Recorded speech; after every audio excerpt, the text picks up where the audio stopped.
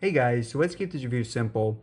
Now, unlike most reviewers, I did buy the Galaxy to save plus of my own money, and all I'm going to give you is a brief rundown of the phone, things I dislike about it, things I like about it, and whether I think it's worth buying. So on the right side here are the Galaxy S8 Plus, the Galaxy Note 7, which yes, this is the phone that explodes.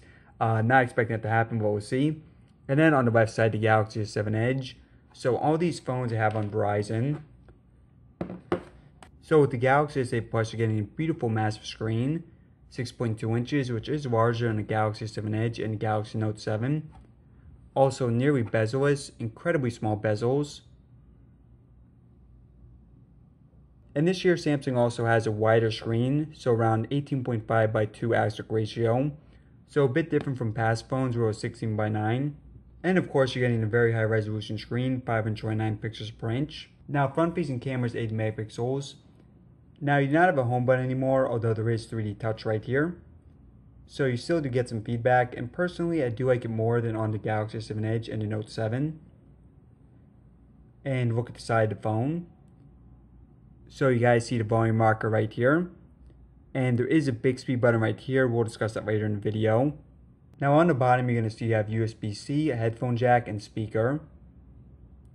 Look at the other side, so you guys see power button right here. And look at the top. And then look at the back. So gorgeous design here, all glass on the back. And you got some metal on the sides. And then you have one camera here on the back at 12 megapixels. Now rounding off the rest of the specs. So you have 64 gigabytes internal storage and microSD card support. The phone is waterproof. You have a 3500 capacity battery. Now for American users you have the Snapdragon 835 and 4GB of RAM. For international users, you have the Samsung chipset 8895. And also you do have a fingerprint scanner on the back here, so right next to the camera. We'll be discussing that a little bit more in detail in a second. Actually guys, let's go and talk about the fingerprint scanner right now because we're done with the overview and I'm going to discuss things I dislike about the phone. So yeah, first and foremost is the fingerprint scanner. Now this is a little bit controversial. I know a lot of people don't like it. I know a lot of people say that they do have other options for unlocking your phone. Now that is true, so you can of course do all the typical stuff, the pattern unlock, the pin unlock. There are some new things on the front. For example, you can scan your eye or face. Now it's nice to have a lot of options for unlocking your phone, but personally I think fingerprint is the best way to go. And I do much prefer it on older Galaxy phones like the S7 Edge and the Note 7. So guys, I did give both the facial unlock and the iris scanner a lot of time. I did try to like them, I did try to use them a lot, but ended up just disabling both of them. Now I do have glasses, so I think that does affect it a little bit. It is not 100% accurate for me. And, you know, fingerprint scanners at this point, they're extremely accurate, work 99% of the time. So since this only works around 70% of the time for me, don't think it's worth it. It really has to be around 95% at a minimum. And even that aside, let's say it didn't have glasses, let's say it was more accurate. You know, a lot of times just have the phone on the desk like this, and just want to very easily be able to go like this. You know, just press on the fingerprint scanner and lock it that way. You know, I don't always want to be holding it right up to my eye like this, because really you have to have it around a foot away from your face for it to work. So yeah guys, it's nice to have those options, but in terms of unlocking my phone, definitely do prefer the Galaxy S7 Edge and the Note 7. So in my opinion, it is a downgrade for the Galaxy S8 Plus. Now the fingerprint scanner itself is decent, and I do use it sometimes, but a lot of times just resort to using pattern. And as a lot of people mentioned, very easy to accidentally click on the camera lens and make your pictures blurry. So the next thing I don't like about the phone is that it could be much faster than it currently is. So if you guys watch any of my speed tests for any of these phones, you know, it's the same for the older Galaxy phones like the Galaxy S7 Edge and Note 7. The Snapdragon variants of these phones, really not that fast. They are definitely outclassed by a lot of other phones. So for the most part, I think most people won't care that much. Because you're talking about opening apps, fraction of a second, web browsing, again, fraction of a second, but all the time does add up. Now, the next thing I dislike about the phone is the front-facing camera. Now, it's not bad, it's just not that good. And this is especially true for video. You have pretty bad stabilization and level of detail. So again, if you're mostly taking pictures, I think it'll be fine for you. And it is still a step up from the Galaxy S7 Edge and Note 7, which have 5 megapixel cameras. But in terms of video, definitely not impressed. Now the next thing I dislike about the phone is Bixby.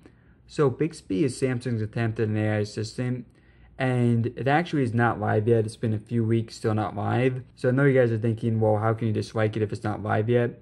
But I have watched a lot of videos on it, have a pretty good sense of what it offers.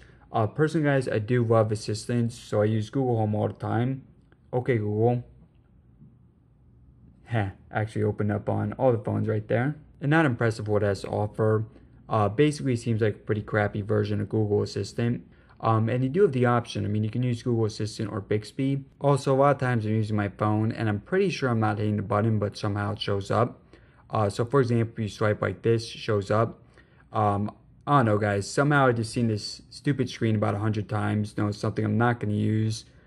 Just kind of seems to get in the way. Would be much better out without it. Next up is the price, and obviously you realize it may be a little bit petty because it's a Galaxy phone. You're paying a lot of money for high-end specs, amazing screen, a lot of good qualities, but also you do have some downsides to it. Even some stuff that weren't on last year's model, like the fingerprint scanner, for example. So, I mean, you're paying a ton of money, and there are some imperfections, so I think it's worth mentioning that. So, of course, the price will vary depending on the region and carrier, but just know it is very expensive. For example, in the United States, it's around $840, and that's around $120 more in the Galaxy S8. And that leads me to my final point, which is the red screen tint issue. So you guys, this is a very real thing. You guys see here, pinkish screen on the Galaxy S8 Plus. So Samsung currently is sending out a software update that's supposed to fix this. Currently not available on Verizon, but from what I've read, it's not very effective. It's a software patch, but doesn't do what it's supposed to do for a lot of people. And also a lot of people are saying it's actually a hardware issue rather than a software issue, so that may be why it's not working. Now I will say that the issue is not quite as noticeable as you guys see on camera. When you're looking at it in real life, it's not quite as pinkish as it is right here. But still, guys, you're paying a lot of money for this phone, so pretty unacceptable to have a screen quality issue like that. And I may eventually end up just turning the phone in, getting a new one. Alright guys, so now for things I do like about the phone. So first and foremost, it is an absolutely beautifully designed phone. Really gorgeous, gorgeous design here. In my opinion, this is the best looking phone on the market, best design. Extremely comfortable to hold. And I know some people think that maybe it's a little bit too big, but personally, I don't think that's the case. You can get the smaller Galaxy S8 if you want, but just a comparison with the S7 Edge, you guys see in terms of width, it's actually extremely, extremely similar, and also more comfortable to hold. Now the S8 Plus is a little bit taller, but aside from that, very similar size. So the biggest difference is you're going to have to reach a little bit higher up on the screen. But personally, I'm okay with that, and also the phone is much more comfortable than the Galaxy 7 Edge on the sides. So just look at that, you have very round edges on the Galaxy S8 Plus. Also this year, there's no Verizon or other carrier branding on the phone. So you guys see here last year's model, the S7 Edge, you do have this Verizon branding. And on the S8 Plus, no Verizon branding at all. And again, this is true for all carriers. And same with the front. So again guys, best designed phone on the market, period. Next up is the screen. And just look at it guys, enough said here. I mean, absolutely gorgeous screen, nearly edge to edge, using the whole front of the phone. And obviously I did discuss that red tint issue, so that is a major factor here, but aside from that, do love everything else about the screen. And also the screen gets very, very bright. You have great viewing angles all around. And easy to see out in the sunlight. Next up is the battery, which is 3500 capacity.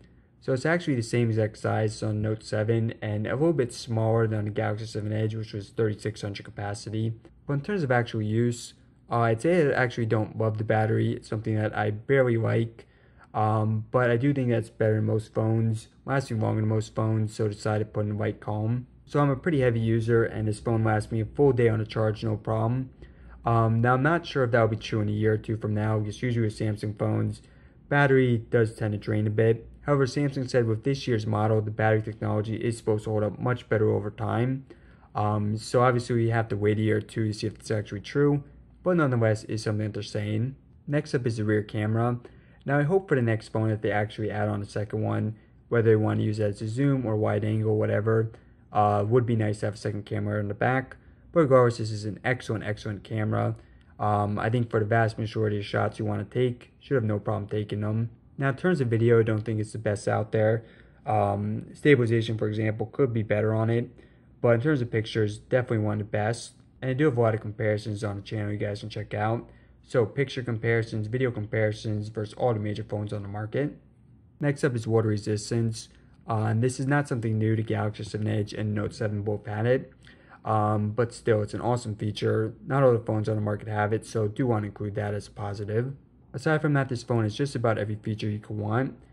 So for example, it does the microSD card support, which wasn't true with Samsung phones a couple years ago. Has wireless charging as well. So yeah, in terms of features, you should definitely be satisfied with this phone. And that leads me to my final point, which this phone has just excellent specs overall. So you have the Snapdragon 835 processor or Samsung's processor, which is excellent. This is the world's first phone that has a Snapdragon 835, so in terms of gaming, not going to get much better than this. So all of this leads to my final thought, which is the phone worth buying? Now this is something that's obviously very subjective and does differ from person to person depending on the situation.